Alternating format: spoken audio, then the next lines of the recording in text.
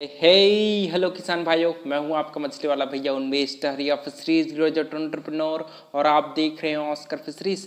किसान भाइयों, आपके मन में एक सवाल जरूर उठता होगा, क्योंकि हम लोग जब तालाब में गोबर का प्रयोग करते हैं तो एक सवाल आपके मन में ये जरूर आता होगा कि क्या तालाब में सिर्फ कच्चा गोबर ही काम करती है? क्या हम लोग हफ्ते भर 10 दिन पुराना गोबर को भी तालाब में उपयोग नहीं कर सकते? ये सवाल एकदम जायज़ है, क्योंकि देखिए गोबर एक ऐसा चीज है जो आपके तालाब में फाइटोप्लैंक्टन और जू प्लैंक्टन को बनाने में, जो हमारे मछलियों के प्राकृतिक भोजन के रूप में प्रयोग किया जाता है, उसको बनाने में गोबर का बहुत बड़ा रोल है। गोबर एक ऑर्गेनिक फर्टिलाइजर है जो तालाब में आपके प्राकृतिक भोजन को मेंटेन रखती है। और समय समय पर हम लोग तालाब की तैयारी के दौरान भी गोबर का प्रयोग करते हैं, और मछली पालन के दौरान भी महीने में एक बार तो जरूर आप तालाब में गोबर जरूर डालते ही होंगे। तो सबसे पहला सवाल, क्या नए गोबर को ही हम लोग तालाब में प्रयोग कर सकते हैं?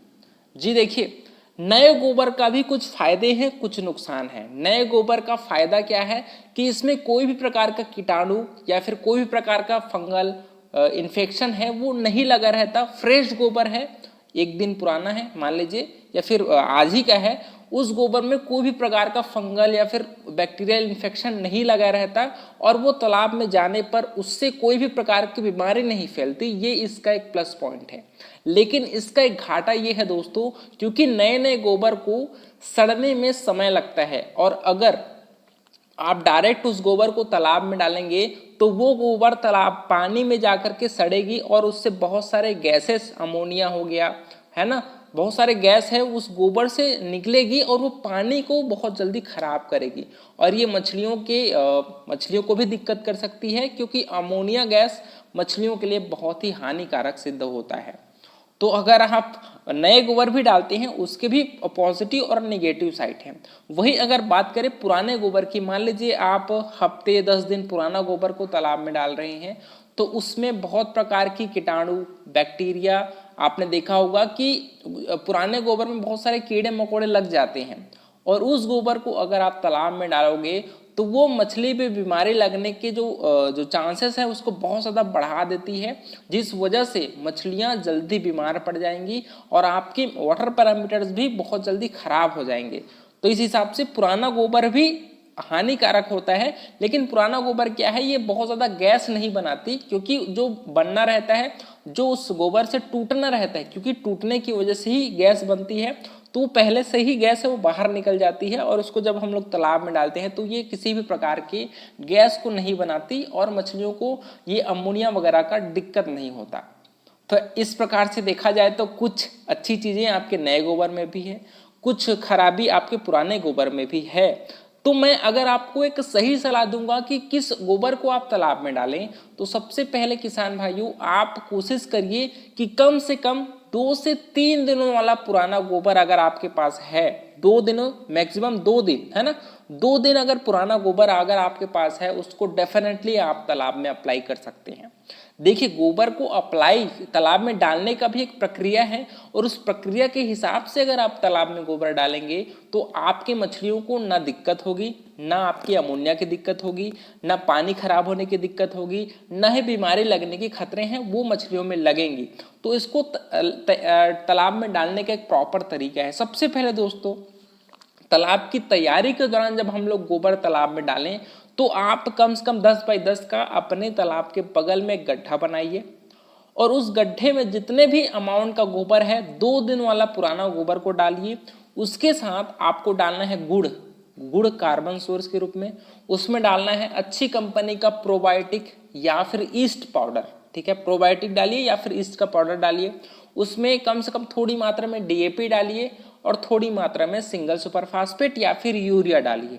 इन सभी चीज़ों को आपको लगभग 2 दिनों तक सड़ाना है, क्योंकि जो गोबर के साथ और मैं चीज़ें जो डलवाया हूँ वो तालाब में प्राकृतिक भोजन बनाने में, और जो आपकी गोबर में जो गैसेस बनती हैं उसको जल्दी खत्म करने के लिए मैं उसमें प्रोबायोटिक डलवाया हूँ, गुड़ डलवाया हूँ, जो कार्बन सोर्स के रूप में उस बैक्टीरिया को फिट करेगी, और जो बैक्टीरिया है वो तालाब में अच्छे से प्राकृतिक भोजन बनाने में मददगार साबित होती है, और मछली के हेल्थ के लिए भी बहुत ही अच्छी होती है।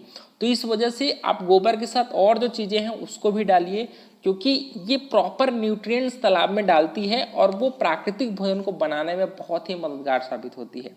तो सिर्फ और सिर्फ गोबर को ना डाल करके और उसके साथ जो चीज़ें हैं उसको भी डालिए और उसको लगभग 2 दिनों तक आपको अच्छे से सड़ाना है। उसको कोशिश करिए कि 1 से 2 घंटे में एक डंडा ले लीजिए, उसमें पानी डाल करके अच्छे से उसको फेंट दीजिए, है ना। 2-3 घंटे में उसको फेंटते रहिए ताकि जो गैसेस हैं वो जल्दी जल्दी बाहर निकल जाएं आपके घोल से। और जब 2 दिनों तक सड़ने के बाद जो घोल तैयार होगा दोस्तों, उसको आपको अच्छे से हिला करके सुबह सुबह 8 से 9 बजे के बीच में तालाब में अप्लाई करना है। तालाब में कैसे अप्लाई करना है? चुपचाप उसको एक बड़ा सा ड्रम से आप बाल्टी में लीजिए और बाल्टी में चारों तरफ अपने तालाब के चारों तरफ अच्छे से छिड़काई करा दीजिए। छिड़काई कराने के बाद उसमें लगभग आपको 2 से 3 दिनों का समय लगेगा तालाब में प्राकृतिक भोजन बनने में। प्राकृतिक भोजन कैसे पता चलेगा? जब आपके तालाब का पानी का कलर है वो धीरे से हरा कलर में जब बदलना शुरू हो जाएगा, तब आपको समझ जाना है कि जो गोबर हमने डाला है वो काम कर गया है और आपके तालाब में प्राकृतिक भोजन है वो बन चुका है ना। और यहाँ पर एक और सवाल आता है कि गोबर किसका प्रयोग करें? अगर आपके पास गाय है तो गाय का गोबर यूज करिए, भैंस का है तो भैंस का यूज करिए, अगर आपके पास बकरियां हैं तो बकरियों का भी गोबर प्रयोग में आ सकता है, आपके पास अगर सूअर है उसका भी गोबर प्रयोग में ला सकते हैं। और अगर लेयर मुर्गी का, जिसमें भूसी मत मिला हो, प्योर जो लेयर मुर्गी का जो खाद आता है ना, कच्चा वाला, उसको भी फर्मेंटेशन करके 2 दिनों तक सड़ा करके आप तालाब में अप्लाई कर दीजिए। डेफिनेटली आपके तालाब में प्राकृतिक भोजन बनाने में सबसे अच्छा और सबसे सस्ता जो चीज है वो गोबर ही है। तो दोस्तों, गोबर को अगर आप सही प्रकार से यूज करोगे तो आपके तालाब में न गैस बनेगी, न मछलियों में बीमारी लगेंगी, बल्कि ये बहुत ही ज्यादा आपके तालाब में फाइटोप्लैंक्टन और जूप्लैंक्टन को बनाने में मददगार साबित होती है। तो जो भी किसान भाई जिनके मन में डाउट रहा होगा कि पुराना गोबर प्रयोग करें या फिर नए गोबर, तो आप 2 दिनों वाला पुराना गोबर प्रयोग में लाइए। फ्रेश गोबर को 2 दिनों तक सड़ा करके भी आप प्रयोग में ला सकते हैं, लेकिन ज़्यादा हफ्ते भर से पुराना गोबर को आप यूज़ मत करिए, क्योंकि उसमें बहुत प्रकार के फर्मेंटेशन, फंगल और आपके बैक्टीरिया इन्फेक्शन लग जाती है जो मछलियों को हानिकारक साबित हो सकती है ना। तो आप जितना अच्छे से अपने पानी को मेंटेन करते हैं उतनी ही अच्छे से जो तालाब में चीज़ें डाल रहे हैं वो भी अच्छी होनी चाहिए और वो आपके मछलियों के लिए कोई भी दिक्कत साबित नहीं करेगी। तो किसान भाइयों, इस प्रकार से मैंने जो भी आपका डाउट था उसको क्लियर कर दिया है। आशा करता हूँ आपको वीडियो बहुत ही अच्छा लगा होगा। वीडियो अच्छा लगा होगा तो वीडियो को लाइक ज़रूर करिए। ऑस्कर फिशरीज पर नए हैं तो चैनल को सब्सक्राइब करना बिल्कुल मत भूलिएगा। मिलते हैं अगले में किसान में, तब तक के लिए बड़ों को सम्मान करिए, छोटों को प्यार करिए और खुद का ढेर सारा ख्याल रखिए। Thank you, thanks for watching.